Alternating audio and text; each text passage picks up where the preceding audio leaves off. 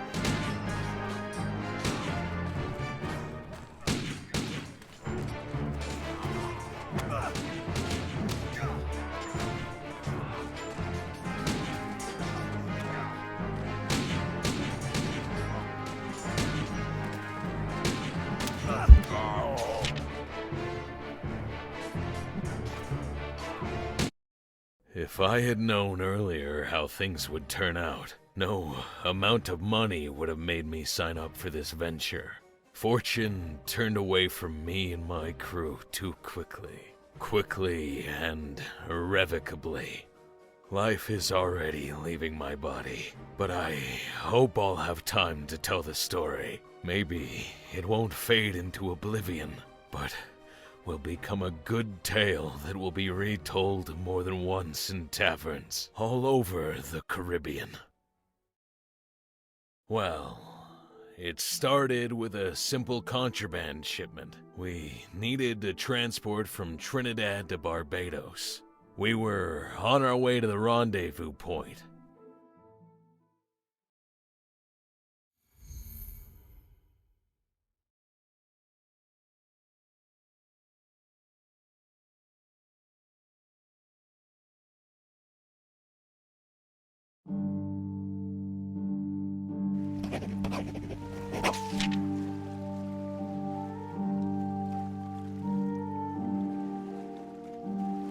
Forward, full sail!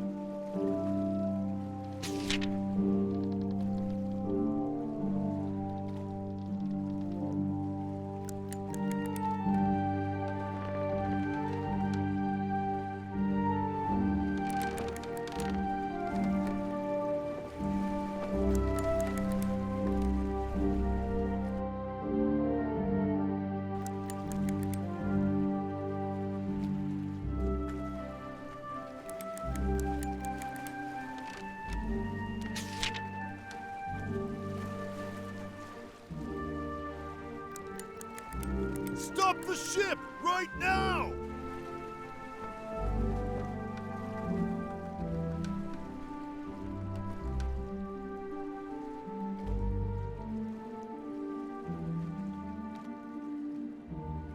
Full speed ahead!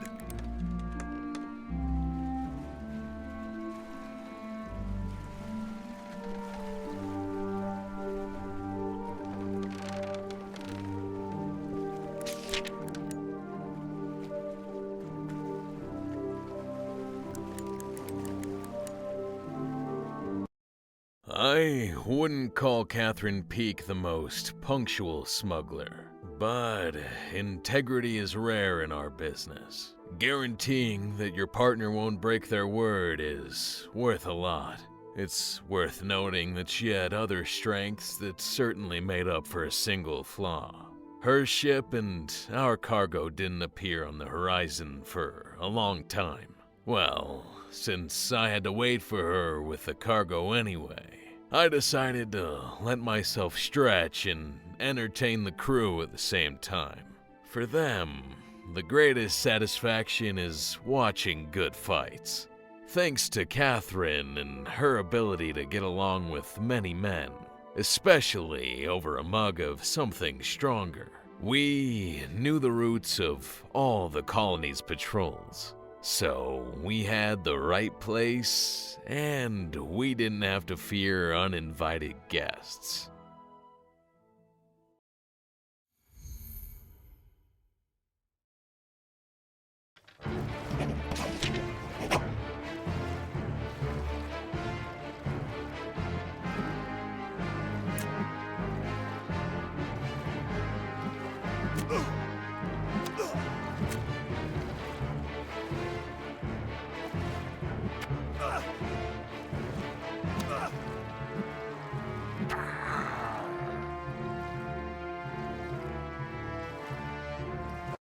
My swordsmanship stood out strongly against the crew. There was simply no one among them who could stand up to me in a fight one-on-one. Nevertheless, I always took challenges with enthusiasm. A really interesting battle begins only when the opponent has a numerical advantage.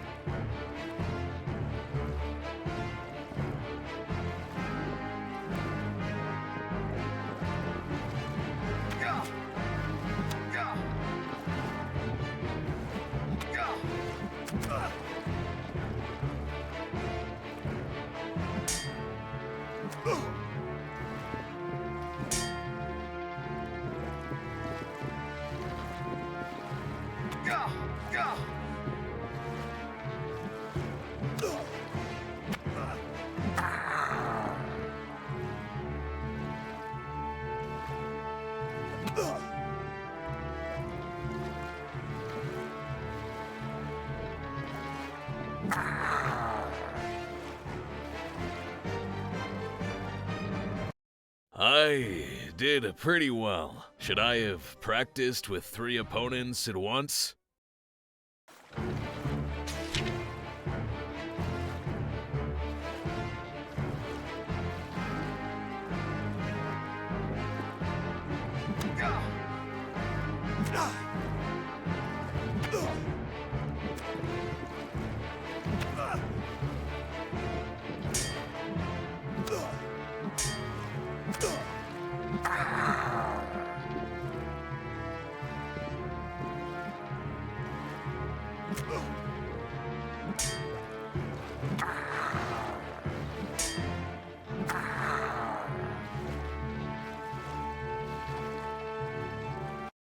Once again, the fight went like clockwork. I wondered if I should try to hold out against the 4 at once.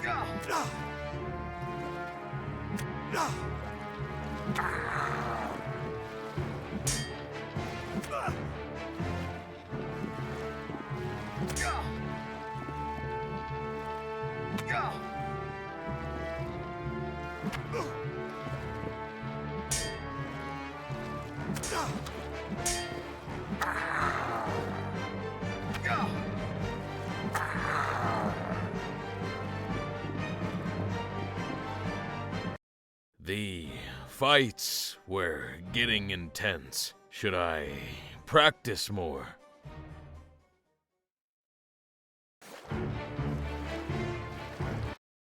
I was just beginning to get a taste for it when a ship appeared on the horizon. Alas, not the Catherine schooner. She was a Spanish warship patrolling the shores of Trinidad and Tobago. The rendezvous point was chosen wisely. It was a secluded little bay, allowing us to hide a small ship behind a low cliff and lush jungle. And yet, the Spaniards were coming right at us. The situation was beginning to get out of hand. It was not in our plans to go to jail or the noose in San Jose Square. Because we needed time to get out of the bay, we had to give the Spaniards a good head start. So we were forced to accept the fight.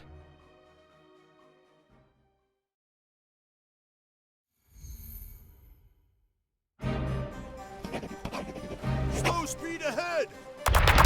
Forward, full sail!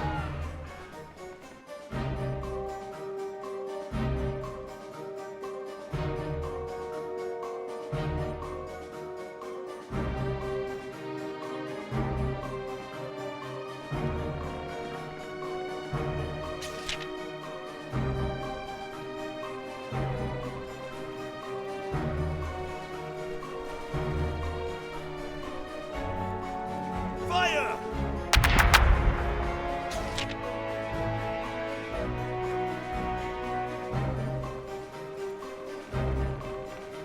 Stop. Prepare a boarding party!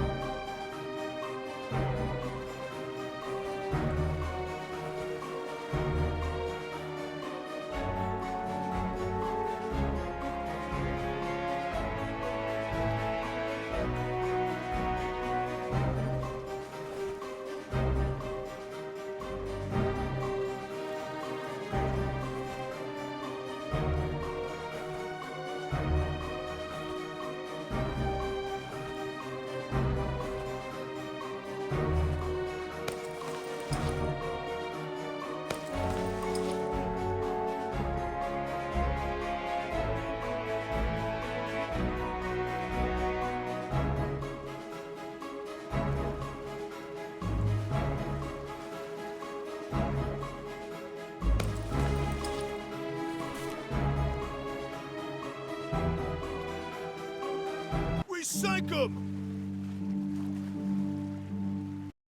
We postponed our date with the San Jose news. The patrol ship went straight to the bottom. However, our ship could not emerge victorious without damage. The Spanish cannonballs left our schooner with many holes. They had to be patched up as soon as possible. I would not have dared to take the ship in such a condition out into the open sea. So I ordered my crew to drop the anchor off the coast. It was necessary to start cutting timber quickly. I did not stay on the ship and went ashore, thinking that my presence would speed up the repair process. And I was not mistaken.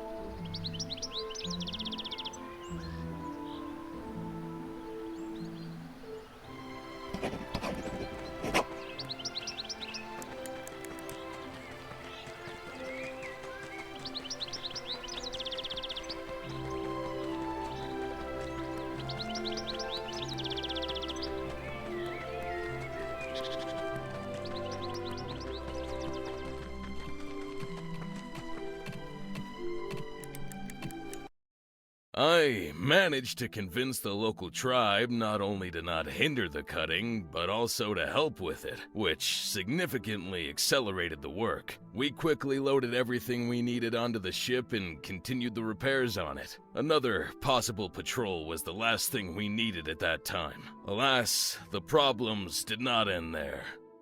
There was no stopping the whispering in the crew. Everyone here realized that the Spaniards were coming right at us for a reason. They knew exactly where to look. I didn't believe that Catherine Peak was involved here, but the crew didn't share that opinion.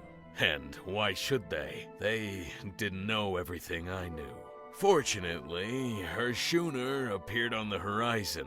Catherine looked worried. She was in a hurry to warn us of the danger, but she didn't make it in time. As it turned out, one of her sailors had been caught in a sortie in San Jose. He seemed to have been the one who told us about the future encounter with the smuggling exchange. As soon as Catherine heard of the capture, she immediately headed toward us. Smugglers are not well liked, considering that local traders and trading companies regularly lose money because of us. But only the governor of the local colony has declared a true war. Well, my to-do list now included the search for a new nook for our businesses in the Trinidad.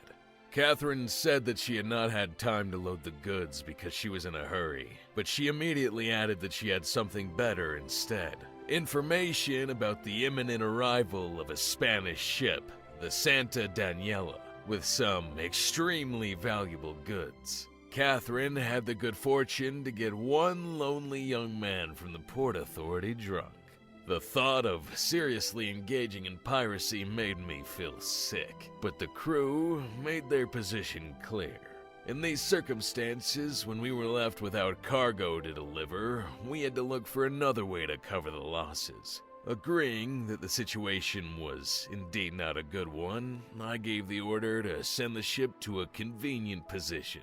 We waited, and then, with the rays of the rising sun, the tops of the masts appeared on the horizon. The plan of action was agreed upon. Catherine and her men were to immobilize the target by firing bar shots at the sails and rigging. We were to approach the Santa Daniela, thin out the crew with a few canister shots. There was little use for it from a great distance. And board the ship.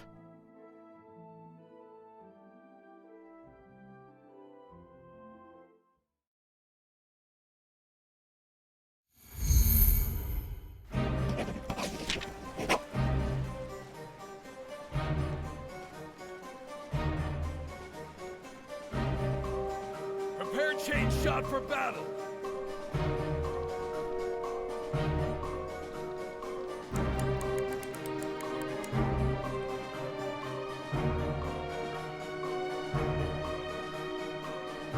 Portside cannons are ready to fire!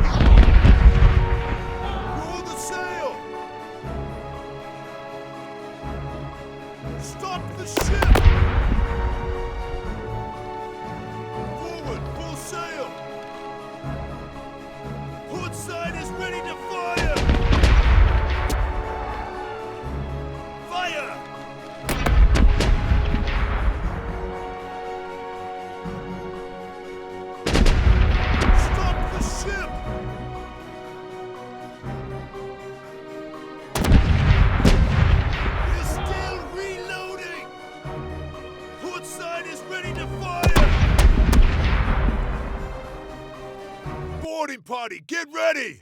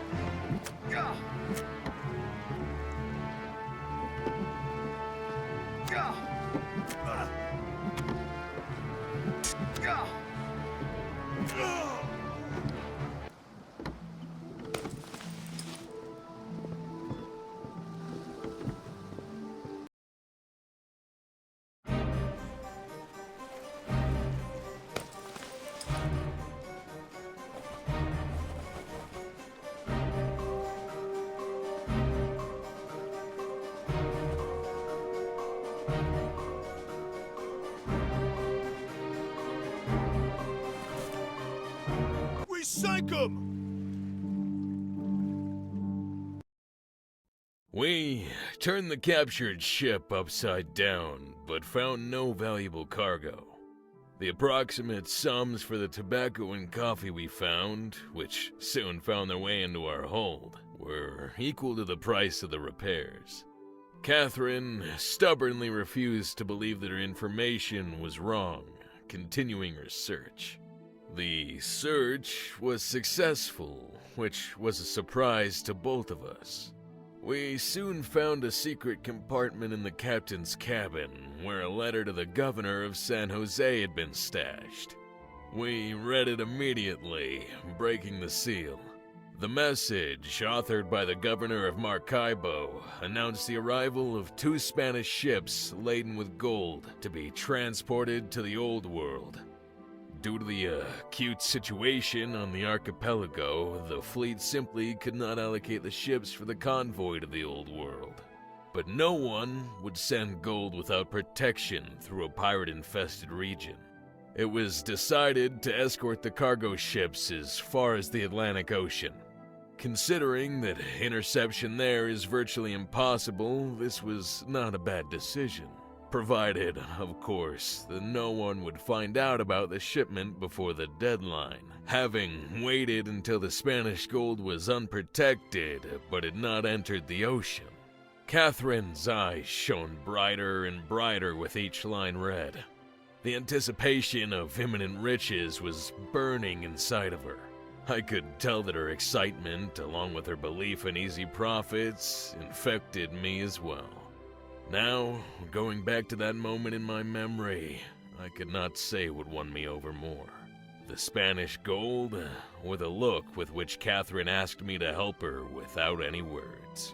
So I agreed to take part in this adventure.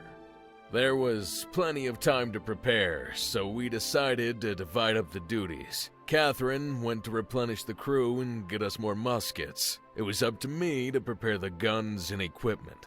I ordered the crew to keep in Barbados. I knew very well where I could get everything I needed for the expedition. The recruitment of the new men for the boarding party was not to be a problem either.